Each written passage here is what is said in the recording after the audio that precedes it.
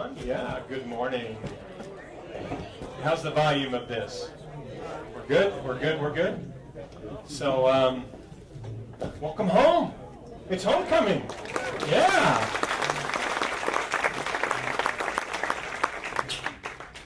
It sure feels good to be home. I decided to say most of what I have to say about thanks and about coming home in the service so that everybody gets to hear it. So I won't do it for you now. I'll do that part in church, okay? I had an astonishing sabbatical, and nothing that I planned happened. Even the places I went to, I did go to the places I intended, but the schedule was different than I anticipated. And virtually everything I set out to do, I did not do. And all along the way, I kind of resisted that and had to have some counsel and help to accept what was happening during my sabbatical. And one thing that was very helpful to me was our vestry.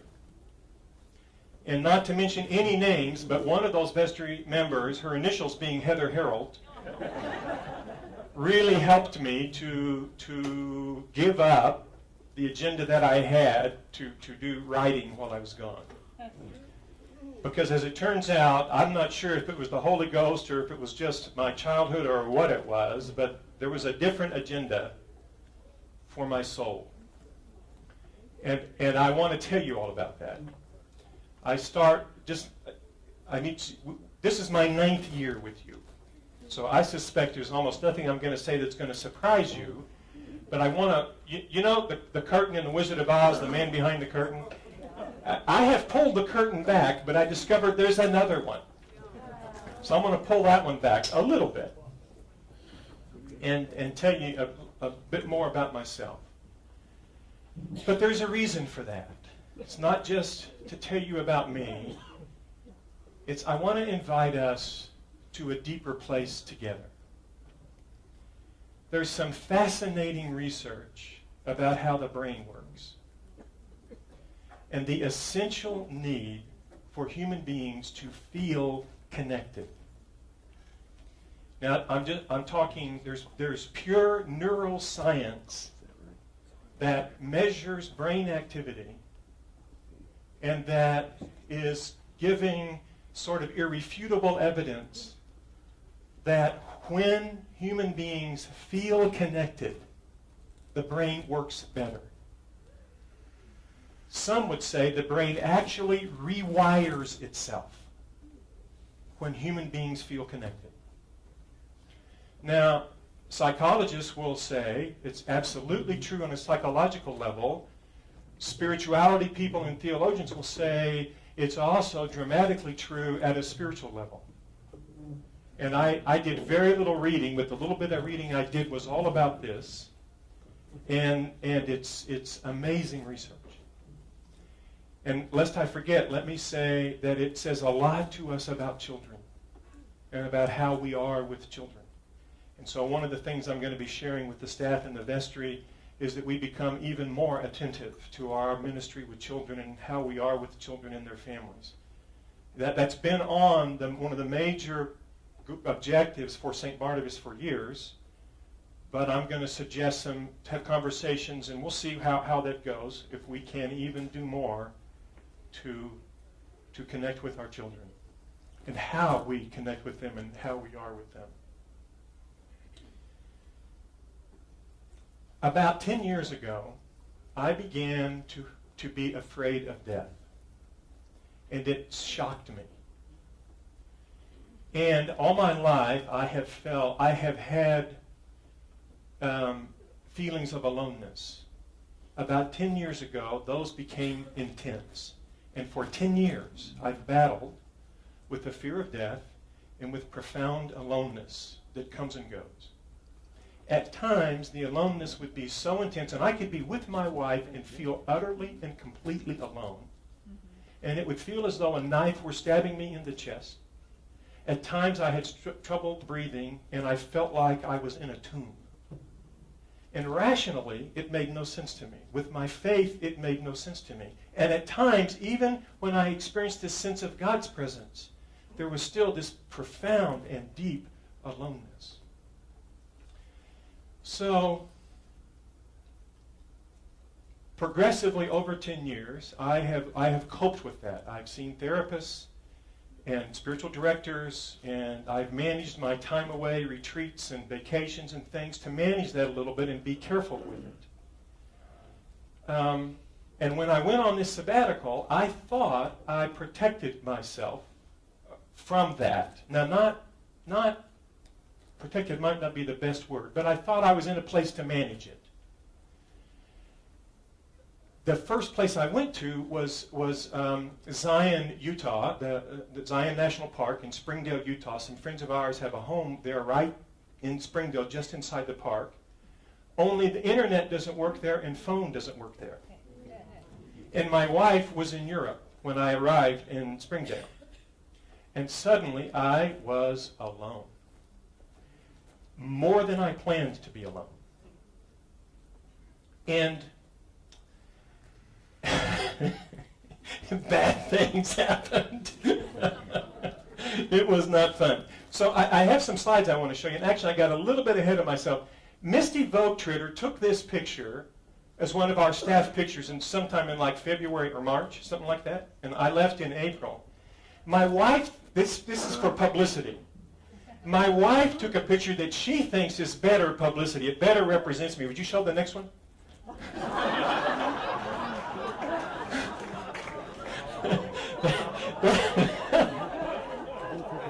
That's what I looked like when I walked in Thursday from the motorcycle ride home. I know it looks like I wet my pants, but that's not really true.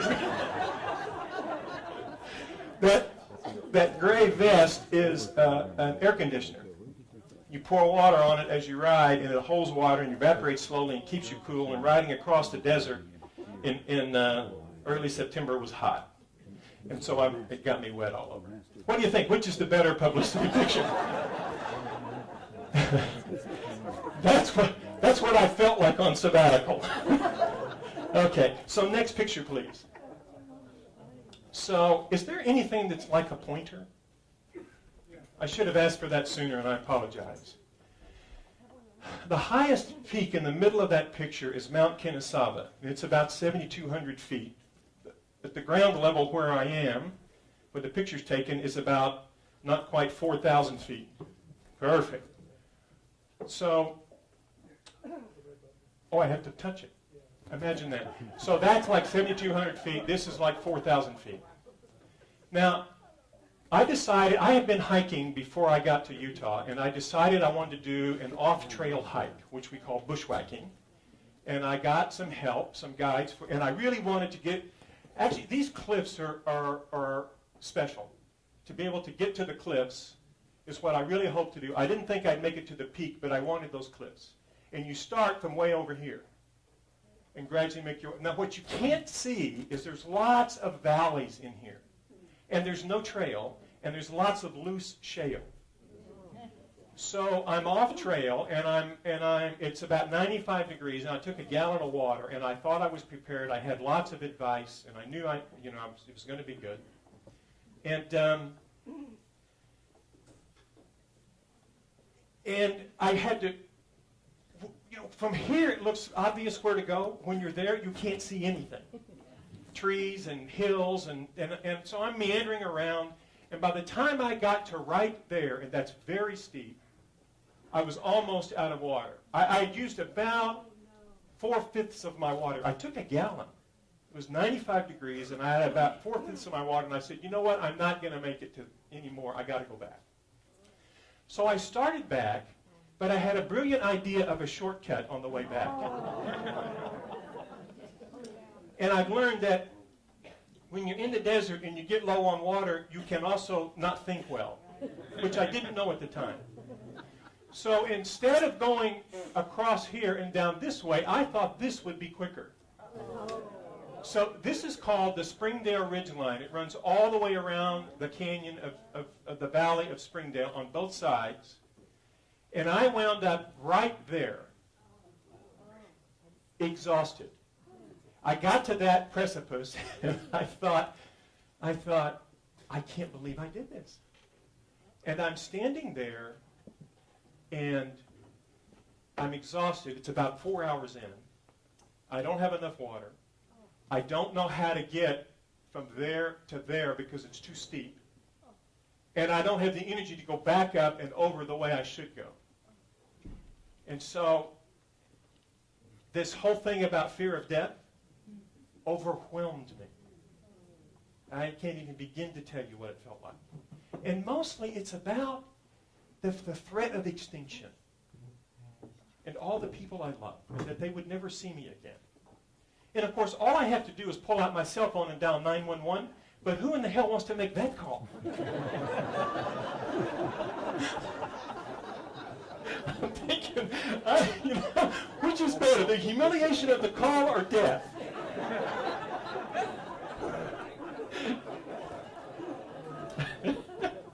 And so I remembered that the guy who gave me the route, who when I got home I looked up to strangle, the guy who gave me the route told me you can walk that ridge line all the way around, the whole ridge line.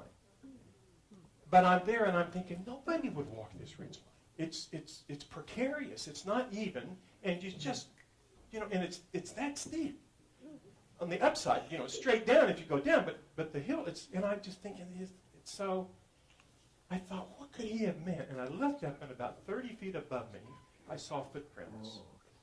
And there was not a trail, not even a path, but footprints about right there that went all the way across. And that's how I got down. Now remember, this was the day of the eclipse. You remember that? Oh, yeah. So by the time I got over here, I got lost again, but at least I could get home. But I was out of water.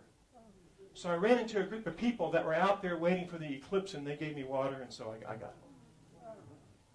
But it opened me, that experience opened me to a level of despair and fear and of aloneness and fear of betrayal that I cannot describe to you. Every waking moment, I was having to push away feelings of betrayal and of extinction and of fear that amazed me, that at 61 years old, and I've done a lot of therapy, a lot of spiritual direction, a lot of work, a lot of self-work, I was really surprised that all this was there and just didn't know why it was so. So I called my therapist pal, and he was on vacation. But we talked ever so briefly. And then I don't remember exactly how I managed it, but as soon as I got home, I got a new therapist, and in 2 weeks I spent 6 sessions with the therapist, and then I found another spiritual director and continued to do this self-work, and my whole sabbatical was around this work. And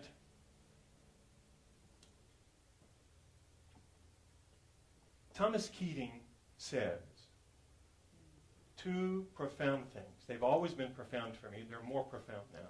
Number 1, the spiritual journey is nothing but a series of humiliations.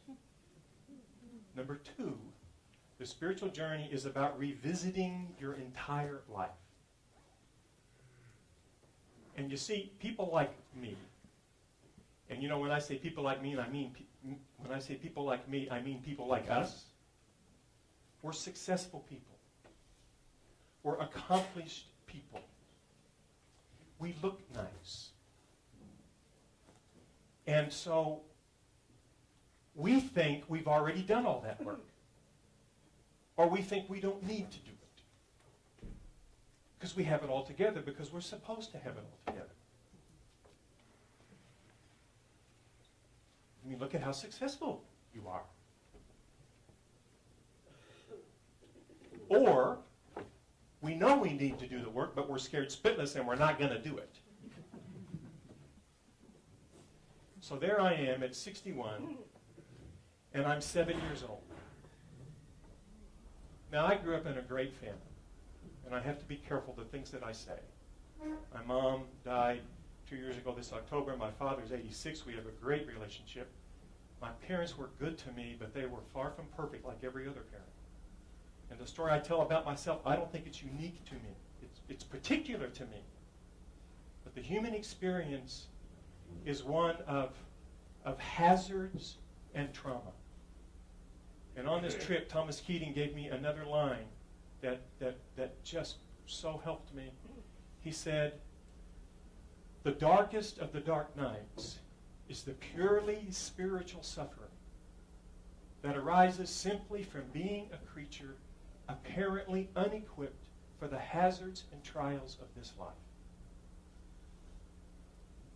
The darkest of the dark nights is the purely spiritual suffering that arises simply from being a creature apparently unequipped for the hazards and trials of this life, but going through them with invincible confidence in God's love.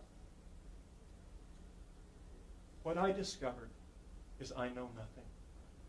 I discovered I'm more fragile than I ever imagined.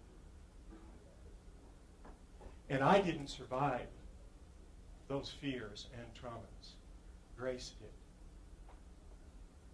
Grace moved me through and has moved me through my whole life. And what I realized, and this is something I want us all to hear, I was alone because I wouldn't go to my pain. And there's something you need to understand about priesthood. And I want you to please hear me carefully about this, because I don't want it to change anything about how you relate to me. But how I am with you is different than how you are with me. And that's essential. We are friends, and I have many friends in this congregation, but what you get out of the friendship is different than what I get out of the friendship. And that's essential for us to stay healthy. Because if I cross the line of trying to get too much out of the friendship, I risk becoming abusive. And all healthy clergy understand this, and we almost never say it to our parishioners because our parishioners experience us as friends, and we want that. But I need to say to you, there's a level at which I can't get the same thing you get out of the relationship, or I betray you if I do. And that's why, and by the way, all the therapists in the room are nodding their heads. They understand this. They understand that there's a different thing we bring to the relationship, different roles that we play. But the problem is, for me, that leaves me alone. And the thing about clergy is clergy life is so consuming that there's hardly time to develop other friendships. Or I'm not their priest. You should hear me talk when I'm not their priest. I say things you didn't know I knew to say.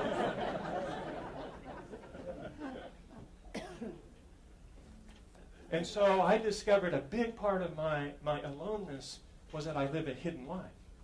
And that's not about you, that's about me. And the problem is, that's where Jesus is. Jesus is in my deepest, truest self, not where I think I am. And the profound need of being connected, I can't have it if I won't go to the truth of me. And so much more than how we relate to each other as priest and parishioner, it's how we relate to one another as parishioners. We need to be seen. We need to feel that people know us and that we are connected at the deepest level, and that literally neuroscience, psychology, and spirituality converge to say it literally rewires the brain when you feel connected. One psychiatrist who's drawing on neuroscience, Kurt Thompson, says we need to be seen, heard, understood, and he takes it to the next level. I've never heard it said this way. We need to feel felt. And it rewires the brain. That's the transformation Jesus promised. Paul talks about stop being conformed to this world and be transformed by the renewing of your mind. Neuroscience is saying St. Paul's right about that. So the problem is we're all uncomfortable with the truth of ourselves. It's not that I don't. How are you this morning? Terrific. I'm great. How are you? The truth is, my son's in trouble. The truth is, I got some health news. Now, as a faith community, I'd like us to become a safe place to be weak, to be imperfect, to have stuff going on.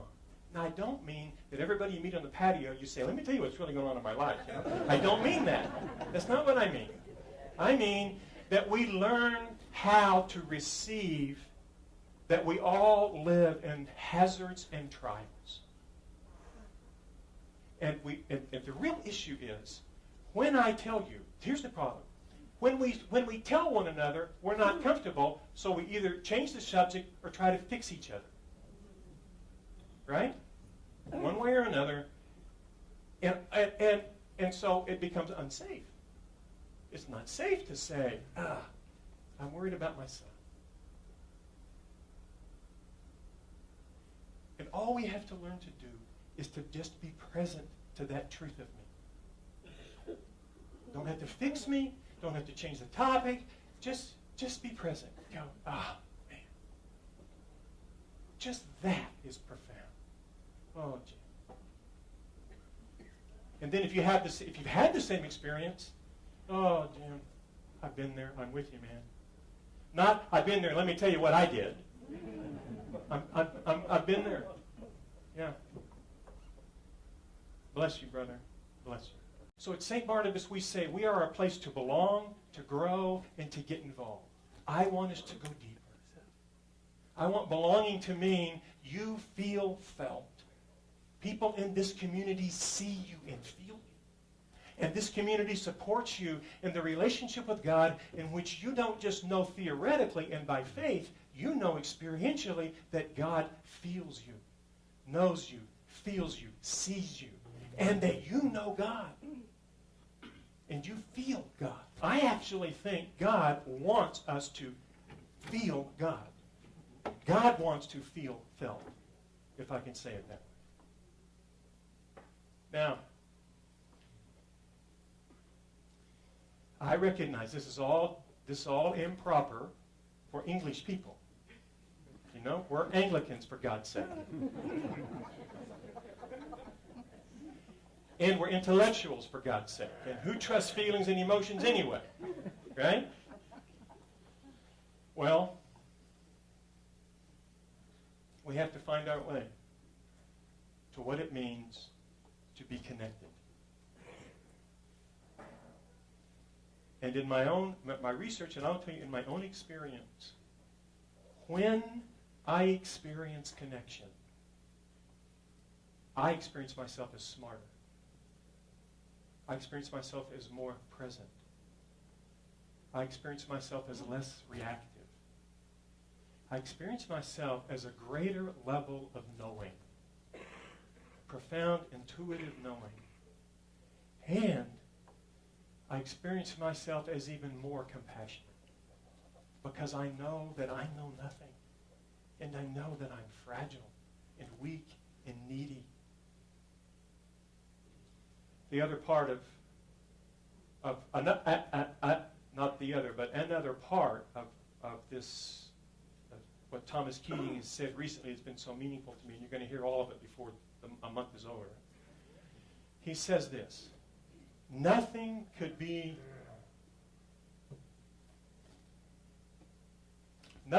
more down to earth or more humbling than this boundless presence, and the word presence is capitalized, than this boundless presence which just is. It doesn't have to prove itself. It doesn't have to acquire anything. It just is. How many of us could say that about ourselves? I just am. I have nothing to prove. I have nothing to acquire. And I love that word because to me it includes success, career, nothing to acquire. I just am. And of course that's what Jesus said. Before Abraham was, I am. And he invited us to join him on being I am. Does that make sense to you? In my whole sabbatical, it was just throwing off all this baloney. And I have a lot of it. And recognizing that I don't know anything. That I'm just that far away from being terrified, really. Terrified of extinction. And then the whole journey was just sinking into presence. Presence, presence, presence, ever deepening experiences of just being, just being, just being. And I was 6,000 miles on a motorcycle. I was another 2,000 miles in a car with my wife. And by the way, I am a great driver, but my wife doesn't believe it. No tickets and who knows how long, and no wrecks. Of course, it's all going to change this week because I said it. But no tickets, no wrecks. I'm a great driver. She doesn't believe it. So when I'm driving in the car with my wife, I'm actually alone. She's in the back seat with her face in a DVD player and headphones, and she has no idea what's going on. This is true. Now, this particular trip, there was so much gorgeous scenery that she'd come out every once in a while and notice things, and I'd say, look at that. She'd go, yeah. So 6,000 miles on a motorcycle and another 2,000 miles in a car, experiencing incomparable beauty. I can't even begin to tell you the beauty. And I know you know that, but so just beauty, beauty, beauty. I got to go from Springdale, Utah, and Zion National Park. Then I went to Colorado in a condominium owned by Joni and John Colton. You can see some pictures. In a minute, I'll show you pictures of all this. And it's a very special place called the Ranch at Roaring Fork, which is about 30 miles from Aspen. It's about 7,000 feet, and it's just a gorgeous, gorgeous area that I got to be there for a month. Betsy drove with me to Colorado, and then we came home, and I was in Scottsdale for about a week, and then I took up on the motorcycle to go to Seattle, Washington. Took a little bit of a circuitous route, and then I took the ferry over to Orcas Island in the San Juan Islands. Orcas is called the Gem of the San Juans. It's a spectacular place. Betsy flew in and joined me there for a couple of weeks, and then I rode back and took a different route most of the way back, so got to see spectacular country. By the time, would you back up one? By the time I got home, and I was that guy, please hear me. I'm just telling you my story, so please hear me. This is my experience of it. The road and I were one. The earth and I were one. I knew I was nothing but the dust of the earth that had become awake in me. And the earth and I have this new friendship. The earth is grateful to be awake in me. Think about that a little bit.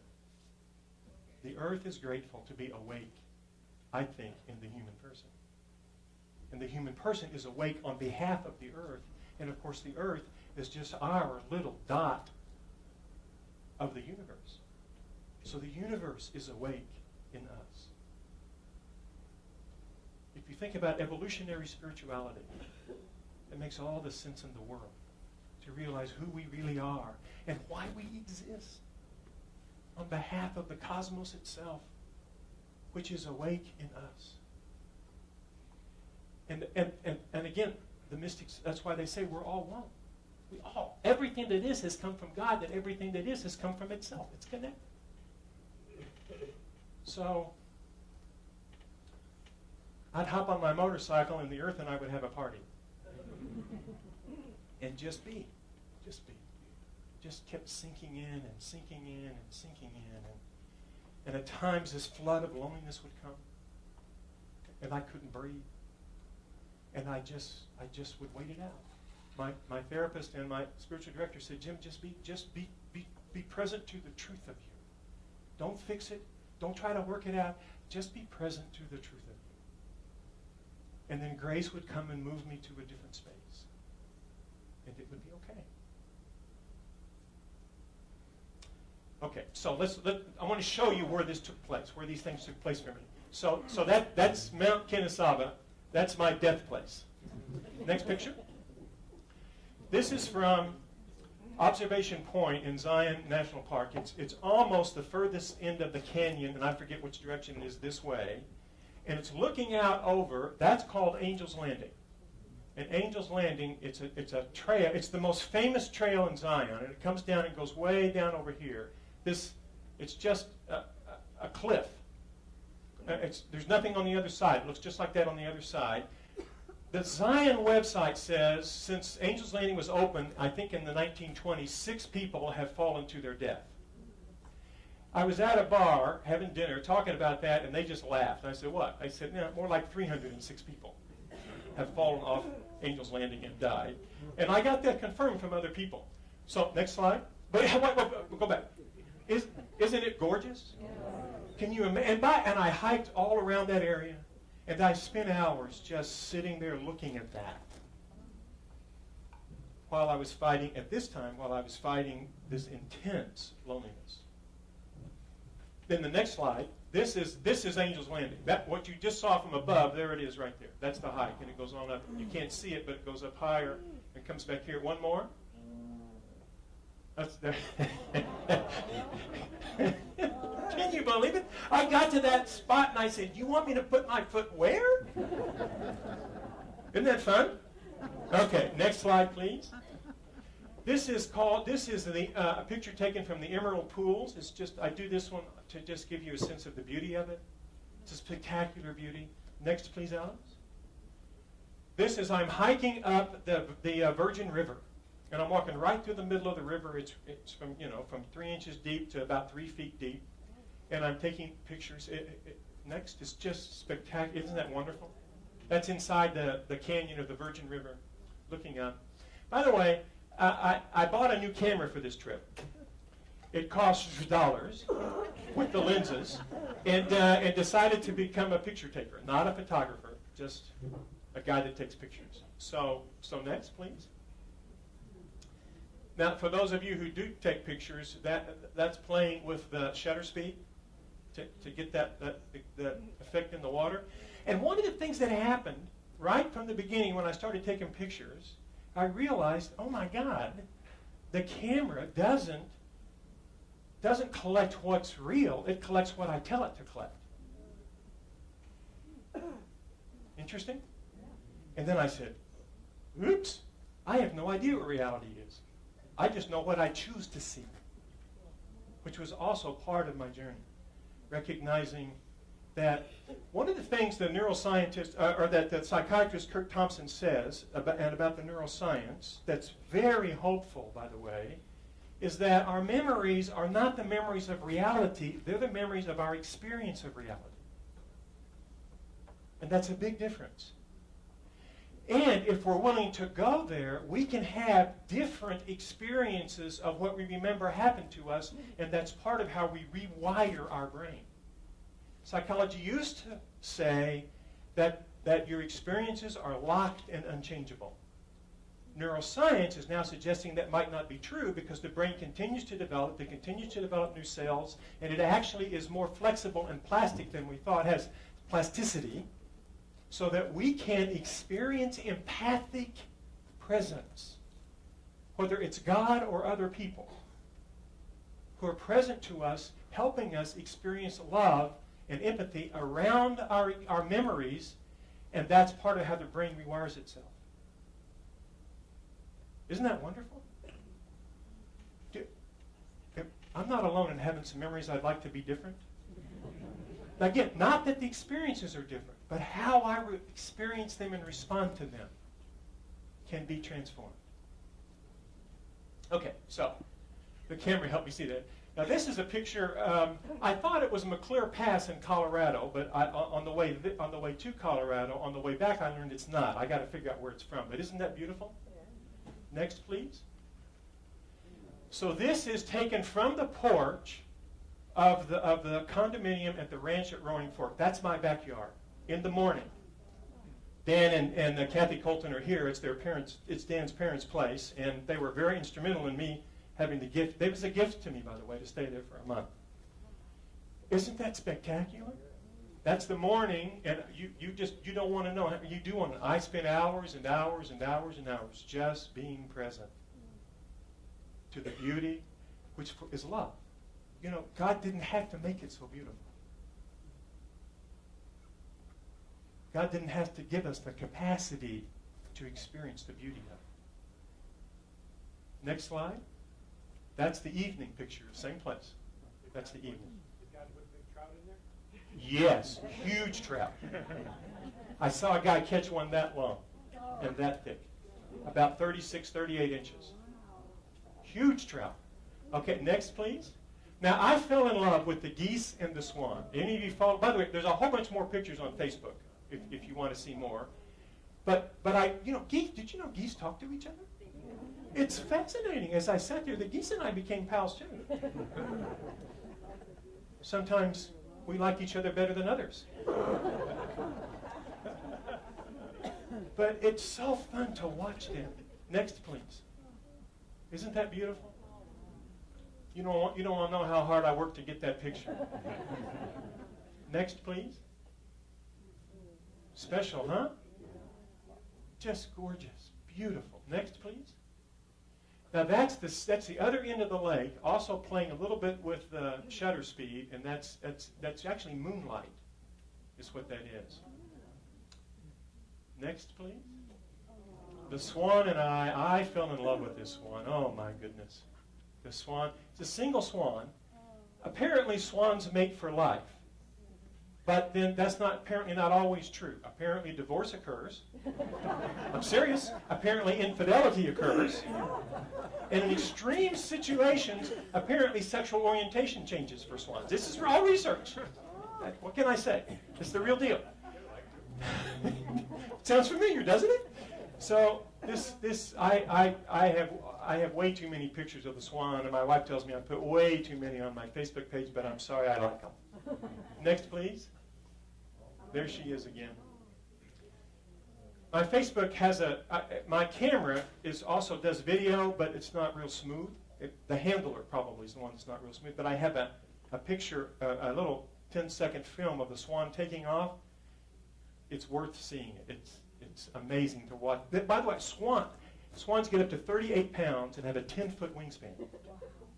To give you a sense of that, bald eagles, golden eagles, weigh up to 18 pounds with an 8-foot wingspan.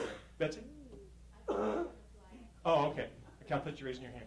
So 38 pounds versus 18 pounds, 10-foot wingspan versus 8-foot wingspan. Swans are huge. You ought to watch this thing take off. Okay, next, please. That is Hanging Lakes in Colorado. Next.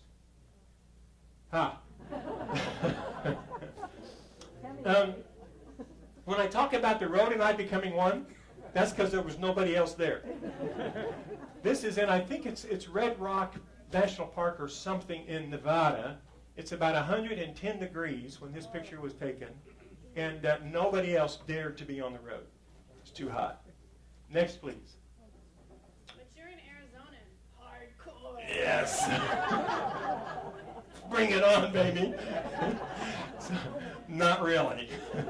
So this is on the Great Basin Highway, heading out from where the other picture. Now I'm going north. I'm a long ways north. It's a lot cooler.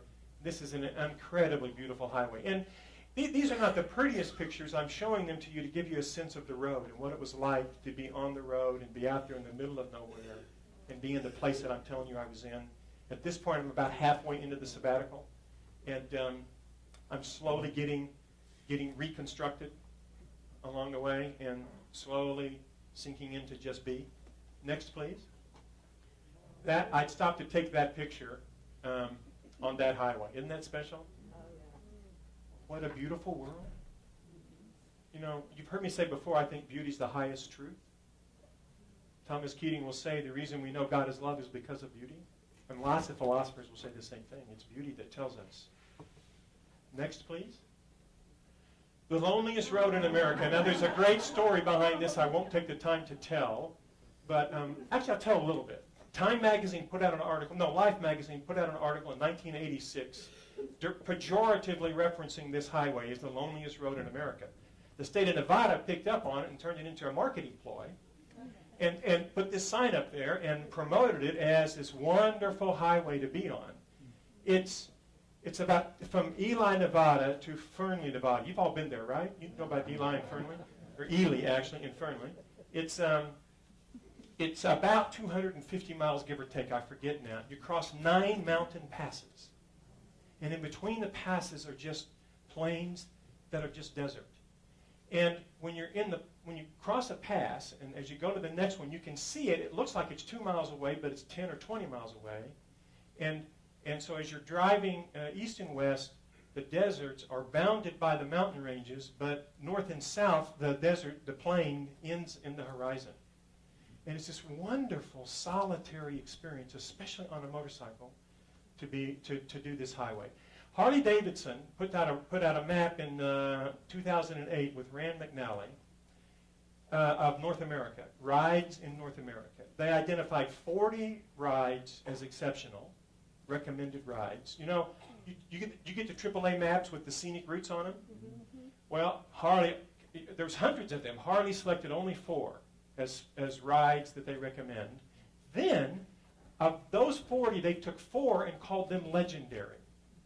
This one in Tennessee, one in Alaska, and one in Hawaii. So it's really a special route to go on. Okay, next, please. That's that highway. Next.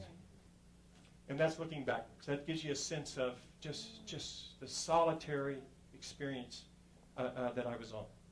Okay, next, please. When I got to Orcas Island, you all know Barbie and Ed Benshoff. They've been members of St. Barnabas for like 3 or 4 years. They have a home on Orcas Island, and they built this for clergy.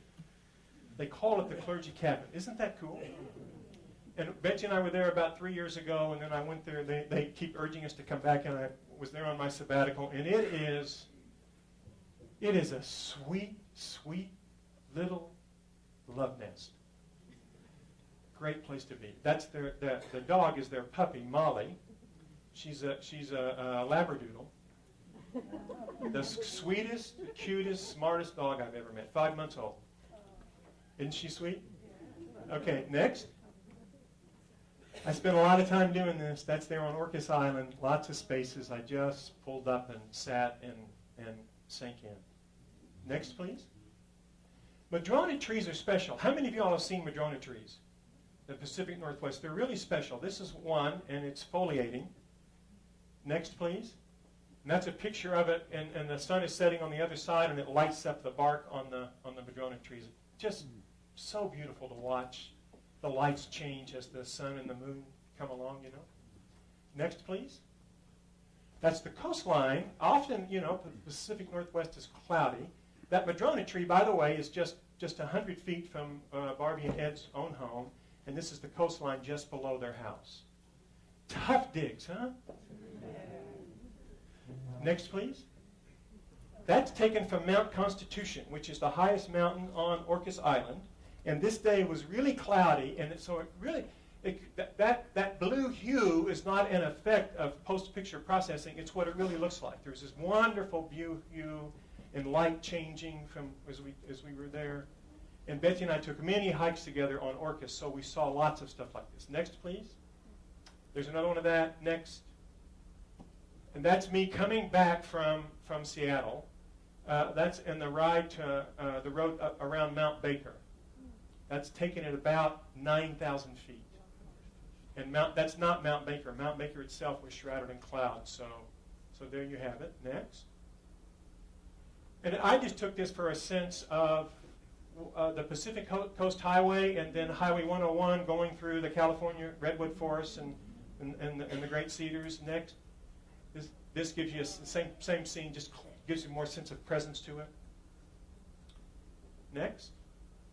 I think that's the end, isn't it? Okay, so would you go back to the publicity picture? Oh, you have to go all the way? I'm sorry.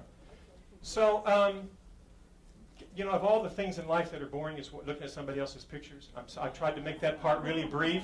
I wanted to connect it to the story of Sabbatical and help you kind of get a sense of where I was as I was doing this. And then, isn't that the one we want on our website, don't you think? I did clean up a little bit for you. But what I wanted to do was be me with you. And I want to invite all of us to find our way to being present to one another, being present to ourselves, and then present to one another, that the promise of belonging, the promise of being known. We want to go where everybody knows. Everybody's just the same. We want to be where everybody knows your name. Isn't that what we really want? All right. That's what I wanted to share with you.